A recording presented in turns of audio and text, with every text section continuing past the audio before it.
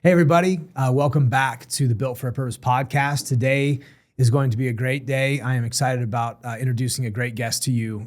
This whole process has been working out a significant life change that we had years ago, my wife and I. And really what God has called us to is unveiling and showing people like, listen, God's heart for you is to prosper. God's heart for you is to get to the next level of what he's called you to do. And so my heart behind this is that you guys would continue to walk this journey out with us.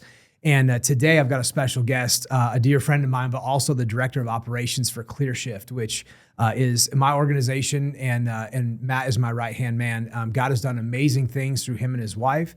He's been a tremendous blessing. And there's so much practical today that we're gonna talk about some supernatural things that's happened in Matt's life. I believe there's gonna be a lot of that that's gonna minister to a lot of people who have walked the journey with the Lord. But then also the practical influence that's happening and the practical increase that's Matt seeing in his life and in his roles with us. And I'll probably brag on him a little bit too because he's been such a blessing to me. So without further ado, Matt Wilson, Director of Operations at ClearShift. Welcome to the podcast. Thank you. It's an honor to be here. Awesome, man. Thank you. I usually start by just saying, hey, tell me about where you're at today. I kind of gave an introduction on the ClearShift side of it, which is a part of your life, obviously, yep. But certainly more important than that is your wife and your kids and what God's doing over there. So would you just give us kind of a high level of you and your family and kind of where you're at today? Yeah, absolutely. I met my wife in high school. We barely made the cutoff for high school sweethearts. Okay.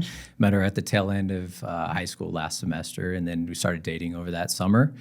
Been with her for about 15 years now, married 12 of them. And so she's awesome. We've talked about that pillar of peace and being a pillar of peace. She's that pillar of peace in my home. She's patient, she's loving, she's kind. She homeschools my two children. I got a 10-year-old boy who loves violin and to play sports, and then my daughter who's in piano, and she's 7, and they're just a true blessing to me. Yeah, that's true. I know your family personally, and they are a blessing. They're amazing. God has blessed you for sure. You did outkick your coverage with your wife. I did. It's okay. That's a good thing, man. That's a really good thing. Yeah, Alyssa is amazing. Yeah. She's actually even jumped in and helped us just with some accounting stuff, and just she's got an amazing gift there, and she's really been a blessing, and it's been awesome. So our journey started actually at church. We met at church, and oddly enough, you were in law enforcement at the time, and I really didn't know much else about you prior to that. So I think it'd be good to just give some context eventually on kind of how we connected in business, because honestly, we had zero plans to connect in business. We were just, going to church, and so God was orchestrating and moving and doing things. But I think what's really interesting is the story of you and me sitting down in my office, and you're talking about, hey, I'm going to go do this business, and this is what I'm thinking, or I'm thinking about it, and I want to get your thoughts on it. So, maybe talk about. I think it'd be ideal to talk first about, high school, kind of coming out of that, or kind of your upbringing, mm-hmm. and how you got maybe even into law enforcement, because I think that was kind of an end around either. You didn't go right out of the chute wanting to be in law enforcement, right? There was other things going on, or is that not the case? There's some other things going on. I always wanted to be in law enforcement. That was something that was in my heart. And yeah, I think, this kind of takes me back to being a kid. There's a lot of principles my parents taught me around business in general, and I knew business was in my heart. Even in law enforcement, day one in law enforcement, I knew I wasn't going to retire a law enforcement officer, but business was always in my heart. And it's only recently that I could honestly say I look back and I see that God's orchestrating so much in my life that got me to where I'm at today, and I can only imagine where it's taking me. But this takes me back to being a kid with a lawn mowing business, and my brother and I would go around and hand out flyers in the neighborhood. I think we named ourselves the Lawn Boys. And super original, man. That's amazing. And my dad, bought an ATV and built a homemade trailer. So we'd go pretty far into the neighborhoods and do, mow some lawns and stuff. But point of bringing that up is, I learned a lot about working from a spirit of excellence in business, that, my dad would come over and make sure that I was doing the right thing, that I pulled all the weeds. My mom would help me with the finances side of stuff. We had little envelopes, one for savings, one for spending, one for tithe, one for expenses, with gas and lawn mowing equipment and that kind of stuff. But that led me, on my journey in business, and I loved it. And I started learning a lot of the principles around business as a young kid. What's amazing to me about that is starting at like 10, I started a lawn mowing business. Yeah. So, and we've till this moment, like today, earlier, when you just had mentioned lawn mowing, I'm like, I have a lawn mowing business. Dude, I literally built a bootleg trailer that hooked to my bicycle. And we used to roll around the neighborhood, me and my cousin, and we used to and we had like this account and we were rolling. But dude, we were ripping it. We were making a couple grand a month. It was awesome. Yep. And you know, when you're little like that, you start to learn, right? And for me, I don't think I had a business. I had like a 10-year-old business anointing or anything, but I knew I didn't come from a wealthy family. I was like, hey man, I want to do something, and I want to go and buy some stuff or play or travel a little bit and go see my grandparents or whatever. So that's how we kind of did it. So anyway, it's just oddly weird. I think I think kids should be running lawnmowers. I think it's the most practical way to use your dad's stuff to make money, right? Yeah. Anyway, but so in that process of learning, and I think it was really good that your dad was like, pull the weeds, do all that stuff, taught you how to do it the right way, which is amazing. Go into high school and then talk to me. You and Alyssa get connected. You guys end up starting to date and then get married. Where do you guys go after high school, and what does that look like? Yeah. So at the time I got married, I was working at Big O Tires, and I was there for about 5 years.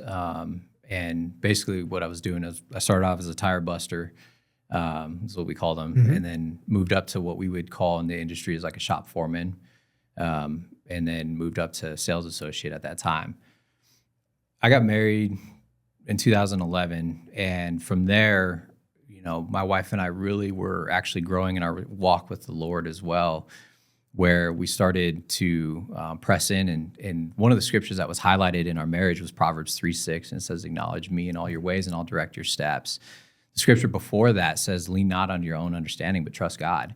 And the scripture right after that begins to say, don't, I'm paraphrasing, of course, but don't depend on your own wisdom.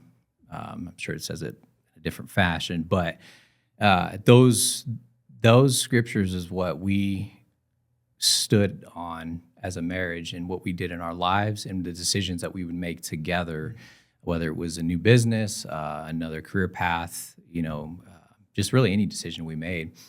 And we began to walk that out. And so the first time we actually stepped in faith was going into law enforcement. Everybody told me that you need to go to put yourself through the academy. You need to apply 10 different places because you're not going to get it on your first try. In fact, it's intentional that they're not going to accept you. We, silly as it sounds, we went into different rooms, prayed, and, came out. I was like, what'd you hear the Lord say? And she's like, well, I heard the Lord say this. And I'm like, okay, I didn't hear that. So we went back in and came out. And this is literally as baby Christians, we're learning 21. Oh, and we're learning like, hey, Lord, we want to acknowledge you in what we're doing because we trust that you're going to establish our steps. Mm-hmm. And if we're acknowledging other things, then where's that leading us to? And so we heard apply for the state patrol is what we felt. We had that peace. And so we did. And the whole time I'm getting told by other law enforcement officers who are giving me advice that, hey, you're not going to get it. It's a 7-month process. They're going to see if you want to come back. And you should probably apply to several other places. And we stood on that. We're like, no, we heard the Lord. We want to make sure that we're doing what the Lord's telling us to do, not just casting our chances out there. Mm-hmm. And so I went through the whole 7-month process. And there was 2,000 applicants. And at the end of the day, they were only hiring 33 people. And so I got an email and they said, hey, thanks for applying, but we're going to go with another candidate. And so you can imagine at the time I wasn't really happy with where I was working at Big O Tires and some issues there, but I felt discouraged and defeated. And I was like, Lord, I thought we heard you. But I talk about my wife being a pillar of peace, and, she was unmoved, I felt like anyway at the time. And so I came home and she just built me up in faith. She's like, we heard, and we're going to stand on that. That's what we believe. Something's going to have to change. It wasn't even 24 hours later, I got a phone call and they called me back and said, hey, we changed our mind. Are you still interested? That's awesome. And I was like, well, it was only 24 hours ago. So of course I'm still interested, and then that started my journey. We talked about the dual purpose. I feel like there's some practical elements that the Lord's been doing in my life. And then there's some spiritual elements that he was doing in my life. And that's really where it started, the origin of the biggest trajectory of my life. That was one of the pivotal moments for me, was leaning on that scripture and getting into law enforcement, standing in faith. And then I got told I was moving to Del Norte. Well, I think what's important to highlight there is, when you're seeking the Lord, and all of a sudden when something very practical happens, right? That's, I mean, you're attaching your faith to something. You're walking with the Lord. You're exploring this, and even a person that's been a very mature believer for a long time, they're still doing the same thing, right? They might be more steadfast in that process, but the practical or the practicality of you seeing God show up in a 24-hour period, and you're like, no, we did hear his voice, right? Builds your faith, and was I'm assuming a solid building block in kind of the next step for you guys. And man, I mean, I've had that moment in my life too, where the practical was overcome by the faith, right? Like something that was in the practical realm, like that's not going to happen, and then it does happen. And really, those are monuments that you really go back to in your faith walk to say God has been faithful. It's like with David, he's like, I killed a lion, I killed a bear, and I'll kill this uncircumcised Philistine. Those are those moments where you're like, no, I know what I know. I know I've been here, I know I've been there. And obviously that was a decade ago or more. But that's still something that's fresh. And it's powerful, man. It's really, really good. And I think that ministers to a lot of people that are in that have heard or seen something and know I'm still on the right path. And so, where in the world is Del Norte? Well, that's what I said when they said, "Hey, you're going to be stationed in Del Norte," and I said, Did I apply for the Colorado State Patrol or Texas?" Well, and so it's like 30 miles outside of Alamosa, San Luis Valley, and that troop down there. That troop down there covers 6 counties, and so it's a big, massive troop and a lot of area of coverage. But you mentioned something that brought me, every time the Lord has told me to go, there's been something in the natural that's opposed that or reason to not follow that. And, even right before I got into law enforcement, the Big O Tires, I had an opportunity to leave and go work for Lockheed Martin. Mm-hmm. And it was through the footsteps of my brother-in-law who was already working through there. And I would get in the same way he got in, kind of following his footsteps. That's a great spot, man. And at the time when I mentioned I despised the job because my sales were getting stolen from me in a lot of areas. So I was ready for a move. And I just got married. So I was like, I need a career that's going to support my wife. And and again, I give credit to Alyssa because she's the one that said, I don't have peace on that. And so we didn't. And they discontinued that role or that department and laid everybody off several months after that. So then I would have been jobless looking for a job. But getting into law enforcement was another level of that faith, which was really the biggest pivotal moment because that's a big deal. 33 people getting hired out of 2,000 applicants. And so, I got stationed in Alamosa, and I don't know if you guys have been there, but first day was negative 33 degrees. And I was like, I don't know what I got myself into. But that was our Abraham moment. That's terrible.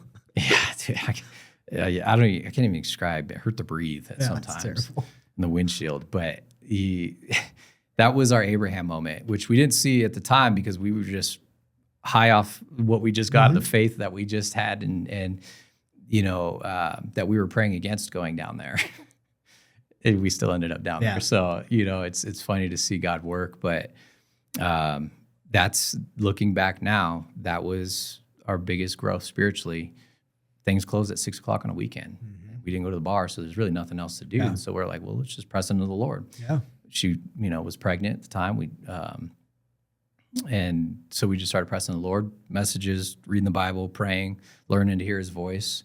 God's 99% of the time, God's speaking through his word. Mm-hmm. But it's the Holy Spirit's job to apply that to your personal life. And that's what we were really learning down in there in Alamosa during that season of growth. And we grew exponentially with our walk with the Lord. It's powerful, man, because, we're going to get into this and we're going to unpack this. But, there's a preparation season, obviously, that's happening that you didn't really probably fully understand and probably still fully don't understand and see out. But Alamosa, you end up in down south in Denver. I don't want to spend a ton of time going through the whole thing because I'm sure it was amazing, but tell me about Alamosa and then ending up, there's so much to change in law enforcement in the last decade. I mean, it's incredible, right? So you were in the front lines, literally of that. And I knew that just from going to church with you, and we've talked, kind of high level, and I often prayed for you and Alyssa because I'm like, you were the person that I knew that was in law enforcement the most during the turmoil of the craziness that's been happening. So I would like to, I think that's an important part of your story. And so I'd like to understand how you went from Alamosa to Denver essentially. And what was that process? And then how did you end up no longer being in law enforcement? You kind of said going into it, you knew it would be here forever, but there's two questions in one, but can you unpack that? Yeah. So, like I said, Alamosa was our growth season. It was our Abraham moment where God took Abraham away from his family, friends, distractions. And we really felt like that's what that was. Because 2 years in, I had the opportunity to transfer up to a troop in Castle Rock. And, again, we're walking with the Lord. So we prayed and we felt like the answer was no. So I stayed down there another year and a half. Now my flesh is kicking and screaming at this point because I'm a city guy and my wife loves the mall and the closest mall is 2 hours away. But again, it was for a purpose. And so once we got that transfer, so I spent through about 3.5 years down there. We got the transfer, came up here. I shortly after got on our special tactics response team, which had a lot to do with riot control. And so that was entering into the season of 2020 when COVID shutdowns and the George Floyd incident, the riots in Denver made national news, which doesn't happen all the time. And that was one of the probably darkest times of my career. But it was one of the most pivotal as well because the Lord spoke a lot in that time. I remember sitting in my patrol car one day and I'm listening to a minister who's talking about his testimony. Basically, he's a drug addict or was a drug addict, and he's ended up being arrested multiple times throughout his time. He's like, I just wish one of those officers would have preached the gospel to me. And so there I am sitting in my patrol car and I'm just sinking in my seat. So we talk about the practical purpose and the spiritual purpose. That's where it really came together for me, where I'm doing something in the natural. I'm doing something practical for my family, for the business, for, all the right reasons. But there's a spiritual element that really hit me where it's the kingdom business that in the marketplace ministry is where God's calling the Christians to. Yeah. And that's what it was spoke to me where I was like, man, there's so many people I arrested and I could have ministered the gospel. So after that moment, I started ministering to people I arrested. I saw salvations, I saw healings. I just saw a ton of stuff because I had such an opportunity to bring the kingdom of heaven into the kingdom of hell in the darkest places and sometimes and oftentimes the lowest place in people's lives. And I got to be that light in their life. And so once that started, getting positioned downtown and my first day down in the riots was about 16, 17 hours long. And it was like a war zone, to say the least. Denver threw gas at one point. We didn't know it. So I'm getting gassed. And so I put a gas mask on. But, the problem with that is now it's in your pores on your skin. So for most of that time, my face is literally burning because of the tear gas. And I can breathe because I now have a gas mask on. And then you're in there and it was so dark. The hate that you would experience down there was just, I can only imagine what Jesus went to, going to the cross, getting crucified by being sinless. And the Lord looked at me when I'm down there. They're peeing in bottles and throwing them at you, throwing bricks. There's smoke, flashbangs, fireworks getting shot at you. And it's like, it's just chaos and your ears are ringing, you close your eyes and it's a fireworks show. You can't see the bricks coming until they hit you because it's just chaotic down there. And the Lord spoke to me and he said, I love those people too. And I told the Lord, I said, well, you're going to have to help me see people the way you do. And it was during these moments that really changed my character in the perspective that we're living for a greater purpose. It's not, at the time, it's not just putting people behind bars, protecting, saving people. It's saving souls and lives. It's bringing the marketplace, the Christians to the marketplace and doing kingdom ministry. It's a dual purpose. And so that's, that was towards the end of my career there, but that was such a pivotal moment. Man, that's crazy to me. I mean, I think literally, that had to have been the Holy Spirit. Yeah. Because the hate, you're in defense mode, right? Yeah. You're in defense mode. And to have to have compassion like that is supernatural for sure. But that sounds, Yeah. I mean, to me, it sounds like there was a breakthrough moment for you. And so did you, I'll tell you, for me personally, I kind of felt like, or I assumed maybe like, hey, maybe Matt's had enough of law enforcement with the crazy that's happening. But really, it seemed like you were more like, no, God's calling me to the marketplace, right? Yeah. Marketplace ministry. And so, so you and I had connected at that point.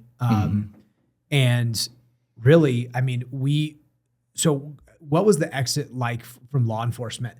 Was Yeah. it like, the Lord is speaking to me and this is not difficult? This is actually relatively easy to make this pivot? Or was it like, I'm hearing the Lord, but this is going to be a faith-filled big moment in my life? A little bit of both. So the first thing that I felt was my season was drying up.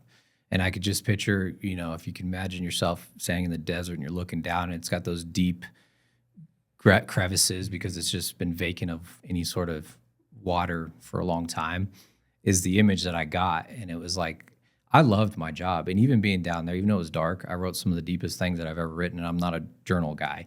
Yeah. But I still loved being a part of helping people and save lives, save property and all that. But there was something inside that said, your season's retiring, your season's done. And so I wasn't looking. I just put that on the shelf and I said, okay, Lord, well, you're going to have to lead me into it because I don't know what else I can do. I mean, it's a big leap of faith to leave law enforcement with job security, pension, all this stuff, and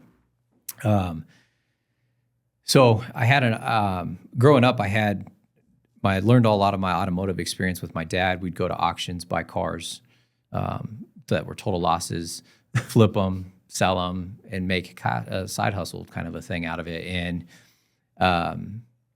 And so I was kind of interested in maybe starting something along those lines. Yeah. And I knew you from church, and I was like, well, he's in the automotive industry. And I said, maybe I'll just pick his brain. I said, he can't be mad because we're not even going in the same direction with the automotive industry. We don't sell wrecked cars. But, and so leading up to that conversation, I had an opportunity to leave elsewhere. I was actually approached by somebody that gave me an awesome opportunity with an awesome company. And but we go back to Proverbs 3:6, Lord, just because it's a good opportunity doesn't mean it's a God opportunity. And so we prayed, and we just didn't have the peace to do it. So didn't know why. The money was right, the time, work-life balance, all that was right in the natural, but we said no. And so I kept being a trooper, and you and I talked, I think it was in March that year, and it was probably a month or two after I had that other opportunity. And I just wanted to pick your brain. I think you were thinking that I was going to recruit you. No. Literally, it was literally an organic conversation where I had no idea what you wanted. You were genuinely talking about a business plan, and through wisdom, I was like, listen, dude, let me give you, like, I probably belabored some things, but I was like, dude, this is what you're getting into, right? I was honest about it. And then the Lord spoke to me, and I don't think I fully understood what was happening clearly. But I'm like talking about our business and how we've switched to a kingdom mindset, kingdom business, all these things we're hitting on.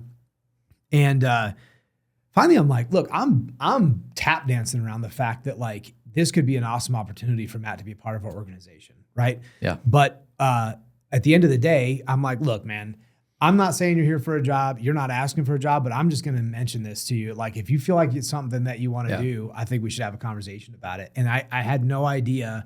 I think we were both tiptoeing. You're like, I'm not asking for a job, dude. And I'm like, I'm not even offering a job, but let's just be honest here. This might work. This could be something. I don't know. I think we really let the Lord kind of do that. And so I'm excited to walk through that. But that process, you knew. When you've testified to me, like, you knew within a pretty short amount of time, like, this is where I'm supposed to be. Yeah. ClearShift is where I'm supposed to be. Yeah. And that's the difference between the flesh piece and spiritual piece. Is I had just gotten an opportunity to do something that was going to be 100% beneficial to my family. Everything in the natural would say yes. But, when I came and talked to you to pick your brain, you gave me an honest answer and some encouragement there as well. But you began to talk about ClearShift and what you're doing in the industry and changing the industry and the kingdom dynamics within the company. And I'm sitting there thinking to myself that if I was standing before somebody explaining a business that I'm doing and I'm building, that's exactly how I would do it. And at the time I was just expressing to everybody that, it's the marketplace ministry is what the Lord's been speaking to me there. And then we have an opportunity, and this is what we're doing here with ClearShift. It's not just, it's changing the industry. And so I knew is the best way I can explain it, that this is where I need to be. And in my heart, I had already made a decision that I was going to be here regardless of what it looked like. And we hadn't talked about finances. We haven't talked about what I'd actually be doing. I mean, I joke around and I say I didn't know if I was going to be scrubbing toilets, detailing cars. I just knew I had to be here. In fact, at the time I actually came and told you that, I had to tell you that because I didn't want to be persuaded by anything else. I wanted to commit and say, hey, I don't know what this looks like, but let's have more conversations. I'm coming on board. And again, of course, that was going back and praying with Alyssa and myself. But how did you know? Like, how did you hear that? How did you know when you said, just for our listeners, like, how do you know? How do you go, like, I'm not going to be persuaded. I'm going to stick the stake in the ground. How did you know that? Yeah. It was a knowing, to say the least. There wasn't that's what I've learned in the past with those experiences, is to differentiate between the flesh and the spirit, because everything that God tells you to do likely is not going to make sense. It's just not. Look at the people he chose in the Bible to bring the gospel. Gideon is known as a coward, and all these people, he doesn't look for the qualified, he qualifies the called, right? And so when my wife and I prayed on it, man, there's just an overwhelming peace, and we just knew that this is where we were going. And so I was committed to what the Lord was already speaking to me on as marketplace ministry, a sense that my season was drying up, and an opportunity that I was like, well, that's kind of weird. That's interesting, but I just don't see it. And then this opportunity where it was just like a knowing is the best way I can explain it. Is it safe to say you had peace in all of those buckets, right? You're like, I have peace that my season's drying up. I have peace that this lines up with my skill set. And I have peace that this resonates with me from a leadership standpoint at ClearShift in a kingdom ministry, business ministry type situation. Yes.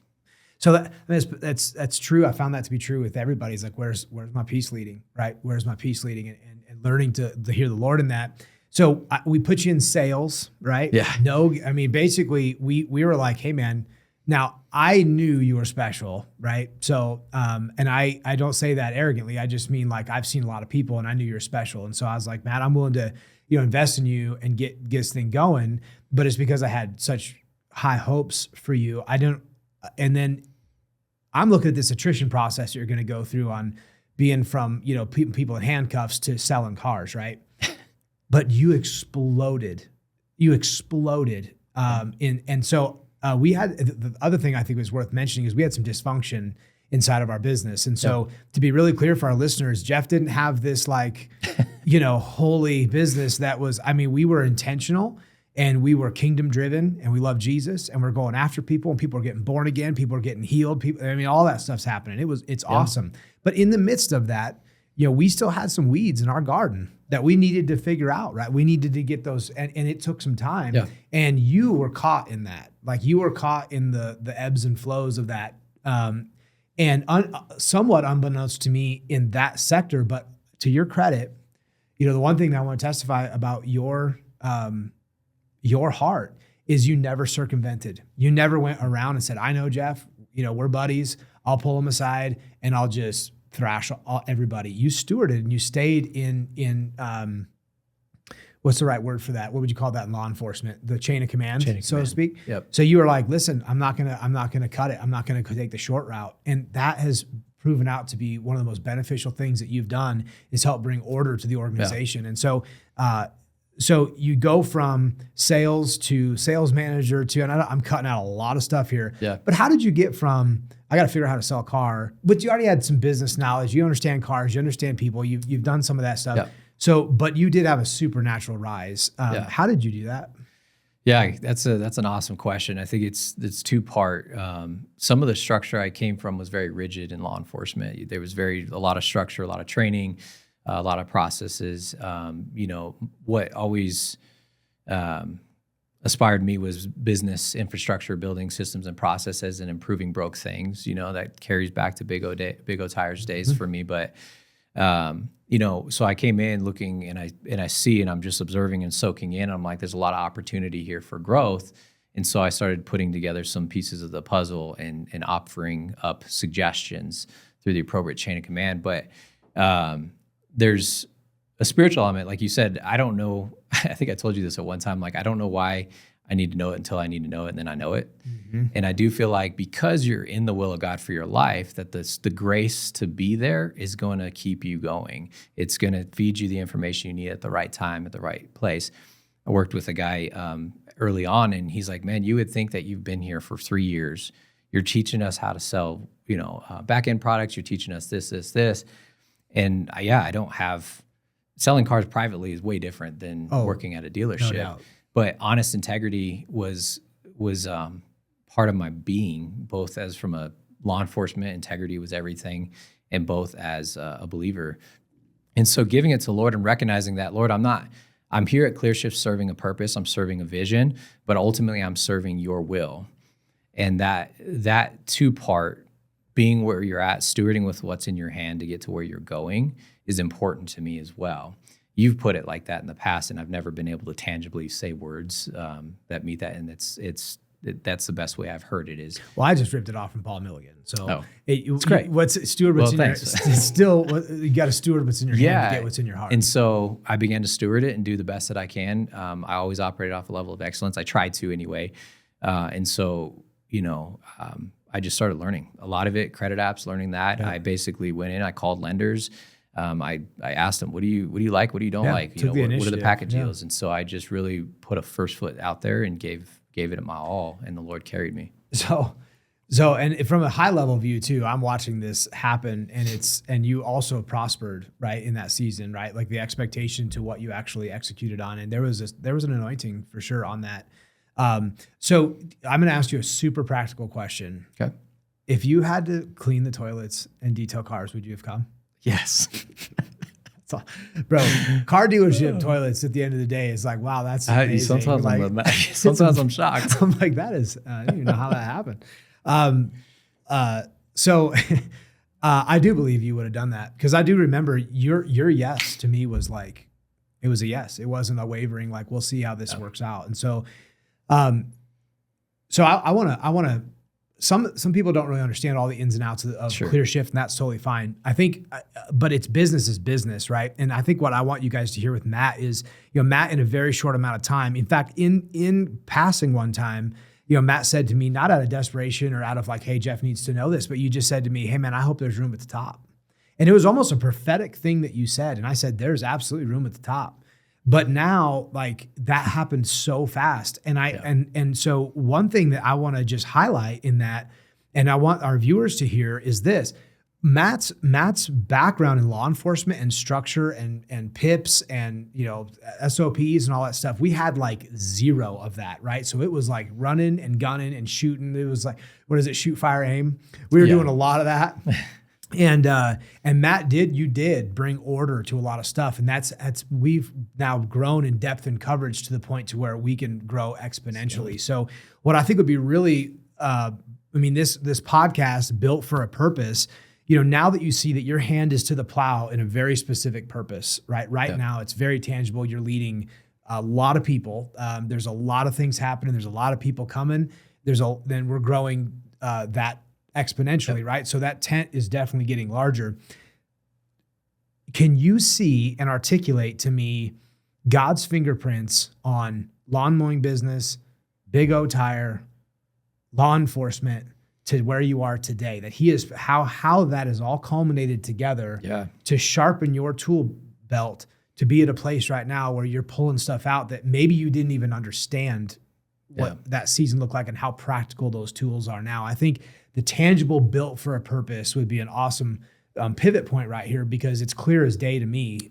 Can you unpack that a little bit?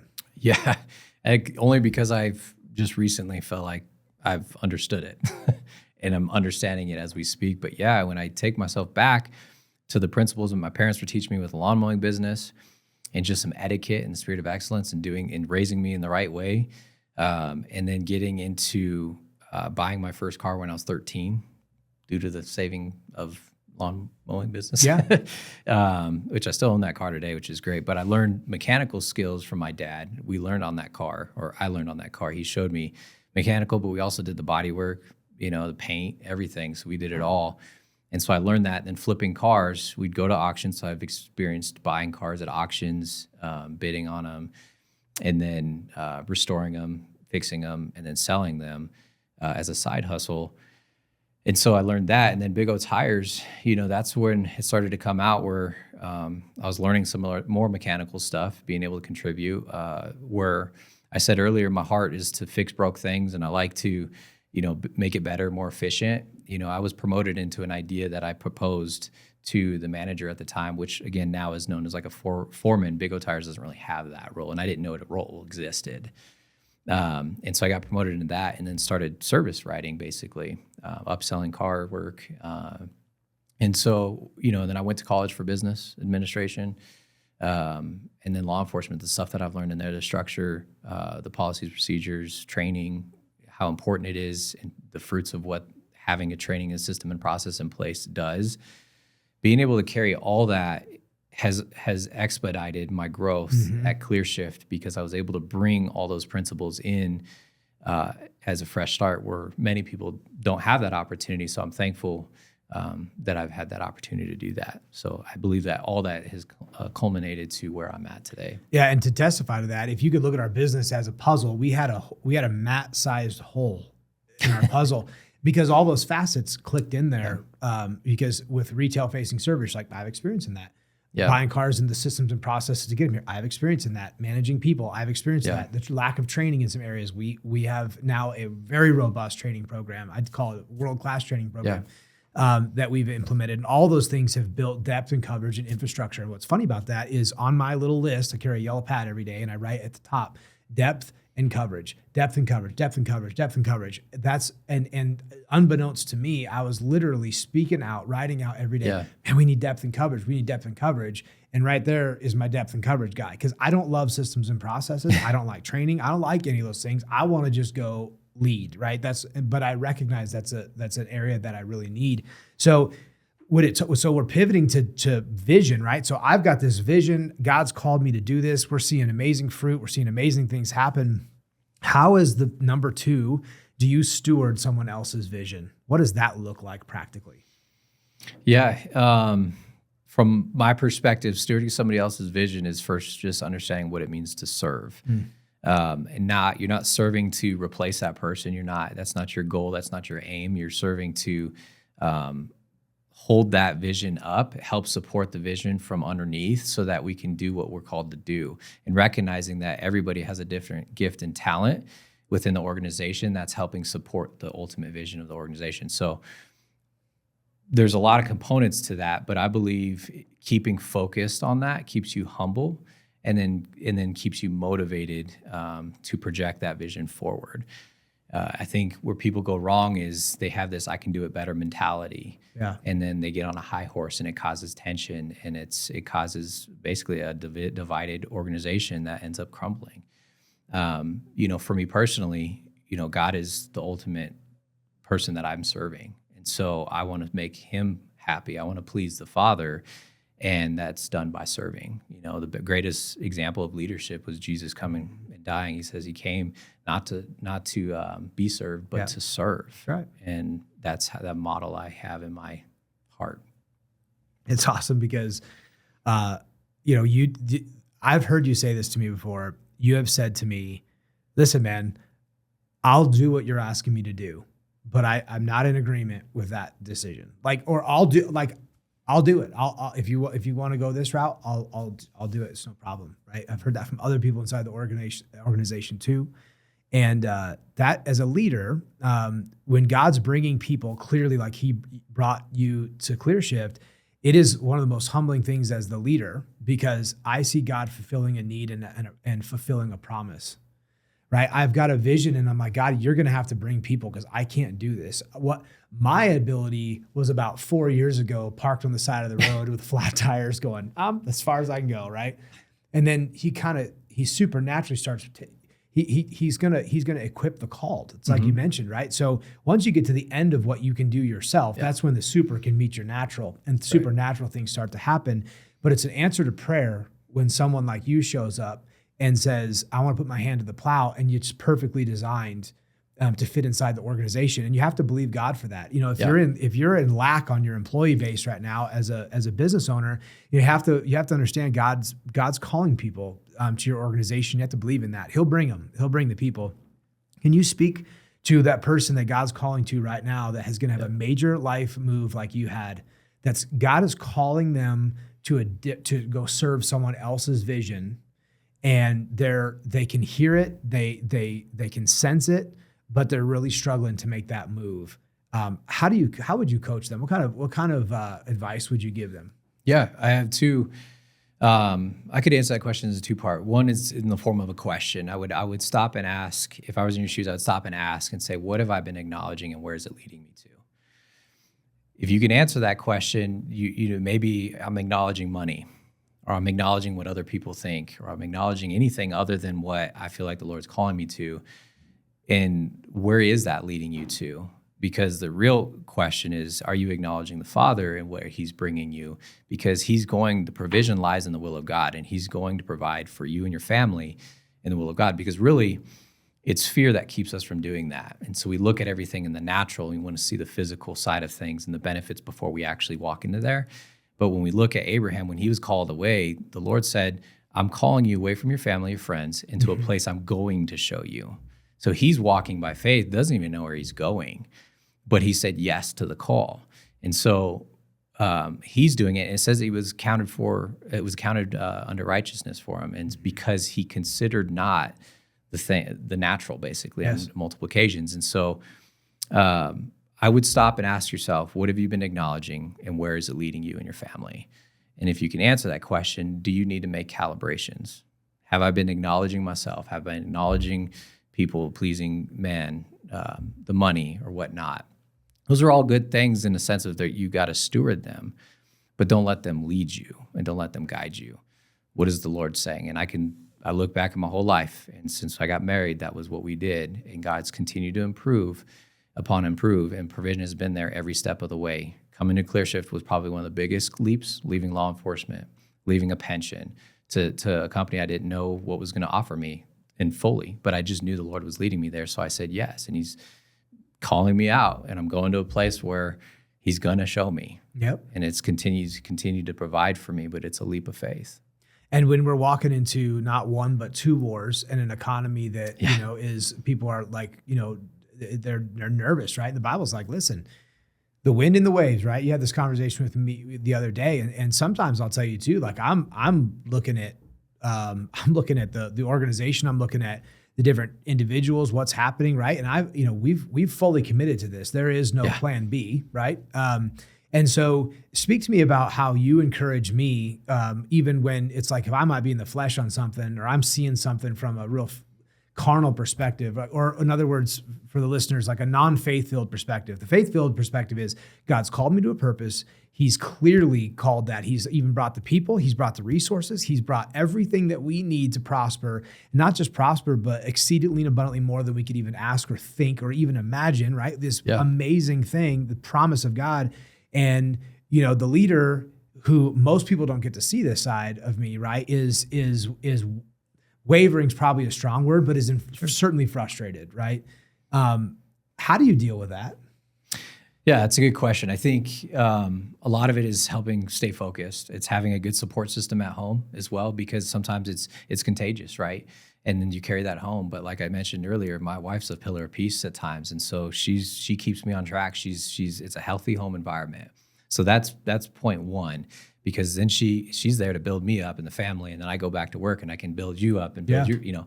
But it's an iron sharpens iron moment where, you know, there's times where maybe you're struggling on something and I'm there to help support you and encourage you in what the Lord has done, and bring to remembrance everything that he has done to encourage us to keep going. Yep. And there's times that you do that for me, because there's not a moment where, you know, I'm certainly not perfect in any way. So I need that encouragement as well, because there's a lot in the natural that's always going to work in opposition.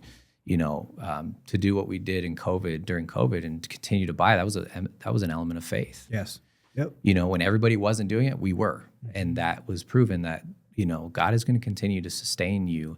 So to answer your question, it's easy to look at the winds and the waves and the circumstances around you, but having a brother alongside to help focus and keep your eyes on the call, on the vision where you're going is very encouraging, and it helps, and it starts at home. So it's funny you say that because I totally agree. And when I had Pastor Brent Epperhart on here, like literally we talked for family about our marriage for the first 20 minutes anyway, because the one critical theme that is consistent through men that have made a huge impact on my life is that their home life is in order. And it's two becoming one, right? And it always goes back to this. And so, I want to encourage though, because I know there's a lot of listeners that are like, bro, I love my wife to be, or my life, sorry, excuse me, my wife, the woman you gave me.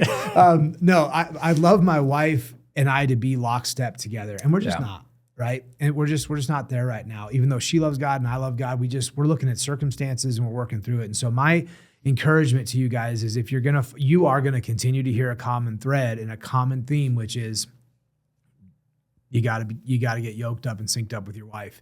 Like Matt mentioned, when I get home, my wife will literally sit there and she will discern what's going on, and she'll say, listen, we're going to eat and we're going to hang out. And then her and I'll just sit together and just have a conversation. And typically her posture is continually bringing me back to the promises of God. And listen, one thing that Greg Moore, who is an instructor of mine in Bible college, said to me that was just, it's so profound, but you can be in like the vocational will of God, but be out of the like a purposeful will of God. In other words, God may have called me to have an automotive group, right? And I'm doing that, right? And all the things that I collected to get to this point that God's brought me through and equipped me to do is put me in this place right now. But then I can operate in complete lack and unbelief. So I'm outside the will of God in a sense that like I'm not operating right now like he's calling me to, but I'm geographically or I'm vocationally in the will of God, meaning you might be doing what you're supposed to be doing, but if you're not walking with him in the midst of it, you can be inside and outside of that at the same time.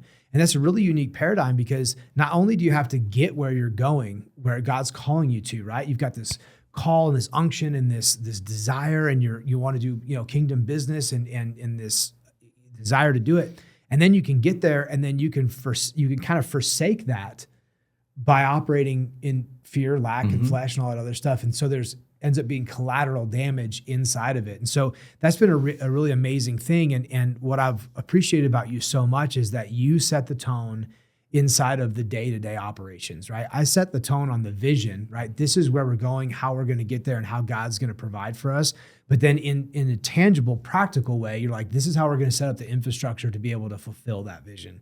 Yep. And man, that is so powerful. And it's the power of agreement, really. Yeah. And how we're yoked together. We're not perfect. I'm not perfect, certainly, and you're not perfect.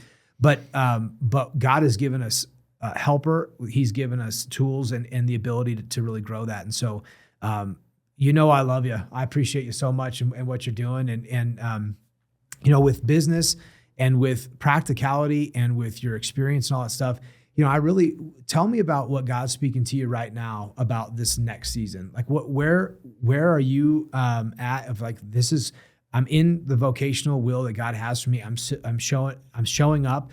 Does it feel like the beginning? Does it feel like, how does that feel? And where does it feel like you're going?